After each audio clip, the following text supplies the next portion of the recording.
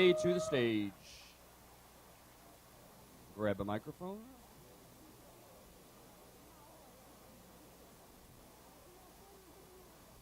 All right, welcome everybody, and that's okay. All right, I guess what a little background. So, Farrell, let's start with you. Where did you grow up? Can you hear me? Is it working? Okay. I'm kind of a little bit of a gypsy. I've been in New York, Ireland, New York, and now I'm back in New Jersey. You were in Ireland for how long? Ireland for about 4 years, actually. And I just came back 3 years ago. So it's different. I'm all over the place. Okay, favorite sport? I would have to say baseball is my favorite sport, and then football. Okay. So. Keith? Yeah, I was born in Bronx, New York. Grew up in New Rochelle until I was about 11, and then lived in Mohegan Lake, New York since then. Favorite sports? Football, for sure. All right, if you guys could interview any athlete, present, former, alive, dead, who would it be? Keith, we'll start with you. If I could interview one guy right now, it'd probably be A-Rod.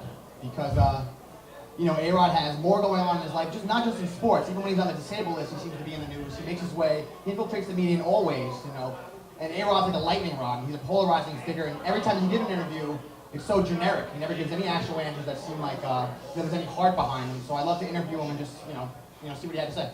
All right, Tara? Could actually be a coach. Sure. I would love to interview Bill Belichick. I would love to actually get him, although I'm a Giant fan, and it's a love-hate relationship with him, but I would love to get him to break down the barrier and find out what really makes him tick. The management decisions that he makes and how he gets this young talent to buy into his whole scheme would be fascinating. I'd like to know from both of you, if there was no NFL football this fall, what were your plans as far as sports? Tara? It's a tough one. The nice thing is that there's the Rugby World Cup this year, New Zealand. I would definitely be following that because every Sunday I'm a Giant season ticket holder, so I would have nothing to do. I'll tell you what I would be doing. I'd probably be watching all the Jet games I had DVR'd from last year. I've been having withdrawal symptoms. And with the NBA maybe not playing this year, there might be nothing going on in the fall. So I don't know what I would be doing, to be honest with you. All right, one more question. Favorite sports movie? I know why. It's Miracle. I actually watched it last month. It's probably the best sports movie I've ever seen. Okay. And Tara? All right, this is kind of lame and embarrassing, but Hockey Night. It was a movie in the 80s, and it was about a girl that became a female goalie. So it was interesting for me. She became female, or she was female already? No, she was a female that actually, I know. All right, let's get started. Tara, you're up first. See the clock right there. It's set for 2 minutes. It's going to be reset now to 2 minutes. Yeah, I was going to say, I'm like, wait, yes. Okay. And you are on the clock. Go ahead. Well, on my way in here tonight, I was reading the comments that Brian Cashman made regarding the young pitching prospect, Manuelos, and the first game that he had yesterday in Trenton. And I couldn't get over the audacity that Brian Cashman had to say that he was instituting a 100 pitch count restriction and that he had a master plan to protect and develop this young player. When are the Yankees going to learn from the mistakes that they made from Jabba Chamberlain and Phil Hughes? When Jabba Chamberlain started in this league, he was a dominant pitcher. And then the Yankees started messing with him, and look where he is now. They were trying to protect him, and now he's on the DL. If you look at what happened to Phil Hughes last year as well, he was very dominant up until the All-Star break when they made him take that rest and that break. He never recovered, and yet they still instituted inning restrictions on him. He started this season.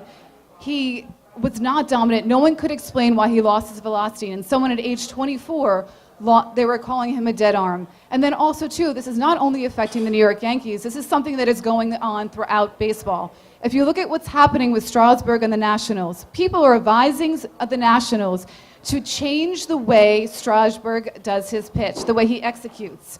Someone that was dominant and that was selling out stadiums, they want to change him in the name of protecting him against future injury, all for an injury that may or may not happen. We need to listen and take a page out of Nolan Ryan's book and develop these players better in the minor leagues. We have to throw out this 100 pitch count and allow them to work through their control issues. If this is not changed, all these pitchers will be coming up through the minor or through to the majors and not be able to make and go the distance. The game is already long as it is, and what are we supposed to do now? Expand our rosters to accommodate all these pitching changes? Something must have changed or must change now, or the game will be changed forever. Sorry. All right, let's move over to football for a minute. Okay. O.C. Human Europe. You're giving him the money? No. You're not giving him the money. No, and I why? know the issue is if we give him the money, we're already over the cap as it is, And now what happens to Justin Tuck and the other players?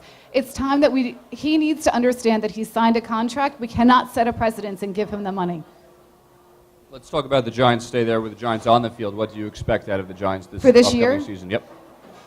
I have to say I'm very concerned.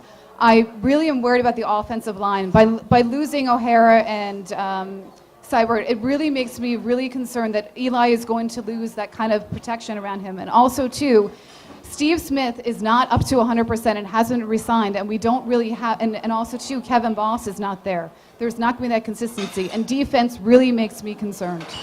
Give us 30 seconds on the Jets for the upcoming season. I think, to be honest, I know this is a very scandalous comment. I really feel that Sanchez is overrated. It also, too, with the issue with Cromartie and the fact that they're not sure if they're going to re-sign him, there isn't consistency there, and I feel like they're all talk, and they're just more talk than more delivery on the field. And again, when Rex gave that proclamation they're going to win again, I don't think they're going to live up to their expectations. One question about the NBA lockout. Is there going to be an NBA season or No. not, and why? It's very different between the NFL lockout and the NBA lockout are very different. It's almost also to a racial divide too. There's a lot of problems within the NBA, and also too, there's such poor teams in the NBA. And you also have the situation where all the players are making accommodations already and are able to still make their money too. So there's a lot of underlying issues that are going on in the NBA. Very good, Tara. Thank you very much. Thank you. And Keith, you're on the clock.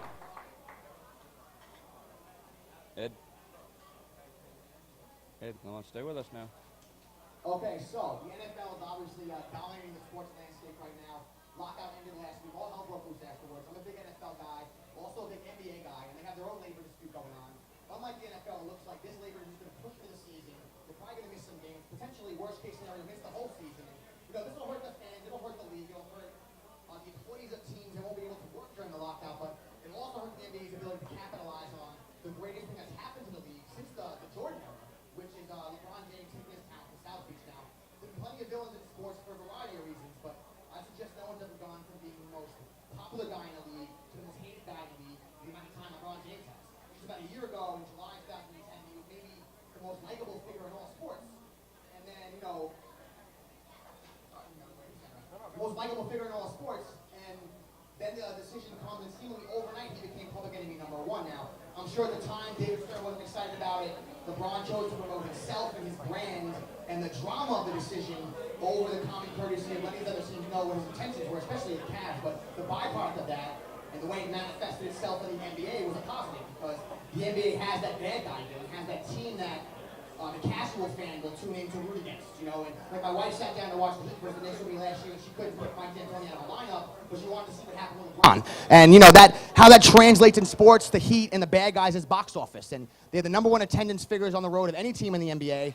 The ratings were up nearly 30% on ABC, TNT, ESPN, across the board, and that's not a coincidence. That's human nature, that bad guy and that antagonist in all walks of life, in any great movie, any great book, any great television show, that's often the draw that pulls people in. And it seems to me like it'd be a shame if the NBA, after the decision, after this regular season, after the NBA Finals, where they gain momentum the whole way through, they have a chance to grow the sport, take a giant step forward, and it seems like to me, if they lock out and they miss this whole season, they're just going to take a giant step back.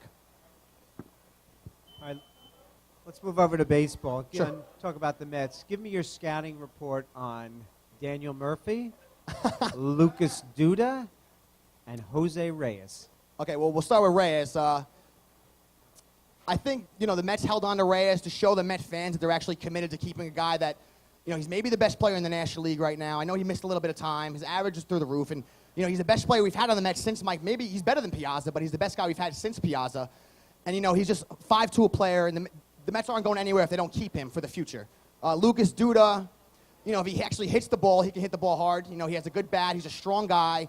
Don't really have a position for him, but, he could potentially project into the future as a 30 home run guy. Seems like more of an American League player than a National League type player. And for Murphy, he's, I think, 4th or 5th in the National League in batting average, but he only has 6 home runs. Not a power guy. He really is more of a second baseman they have playing first base, but, Murphy, it doesn't seem like he's ever going to be a guy that's going to hit for power. He's more of a Nick Johnson type player to me. But in the future with Murphy, I think if they don't move him to second base, they're going to end up, they'll probably end up trading Murphy. Turning to football, looking at the Giants, if you had to assess their 2 or 3 biggest weaknesses as we head into the season, what would they be? Okay, the first biggest weakness for the G-men right now, I'd say, I guess, uncertainty on the offensive line. It's always been a strength for the Giants throughout all these years. They move Beatty to left tackle, Deal over to left guard. You know, I guess the guys they have there have proven themselves as good players, but you never know when you have 5 new guys next to one another how the chemistry is going to work out. You know, I think also with the Giants, the uncertainty on the defensive line. You know, Kiwanuka's back. They don't know what's going to happen with OC. I guess Pierre-Paul could take a giant leap, but, you know, the strength for them, even in 2007, was the defensive line. That's how they got to the Pats, and, you know, that's their strength. If they don't have that going 100%, I don't think they'll be as successful as they want to be this season. And for the Jets, give me 3. If you're a Jets fan, give me the 3 things to be most optimistic about leading into the season. Most optimistic, I guess. You know, if you want to look, you know, glass half full, maybe Sanchez's improvement, because that's the key to the season for the Jets, is him taking a step forward. His completion percentage during the regular season last year was horrible. In the playoffs, he's a great player, but I think he's going to take the next step. You know, I think he's going to be, you know, take the next step this year, play the same way in the regular season that he plays in the playoffs. And I'm also looking forward to Sean Green. He's going to be the starting back this year. He's going to get the amount of touches that a starting running back would get. You know, we'll see how he does. His average per rush is pretty good, so we'll see how that lasts out through the whole season. And then I guess I'm going to say Plaxico Barres, because even though right now Edwards maybe he's a better player, he's a great blocker, Edwards, when it comes crunch time within the 20 in the red zone, those big plays, I think Plax will make those plays that Edwards maybe didn't make. All right, very good. Keith, thank you very much.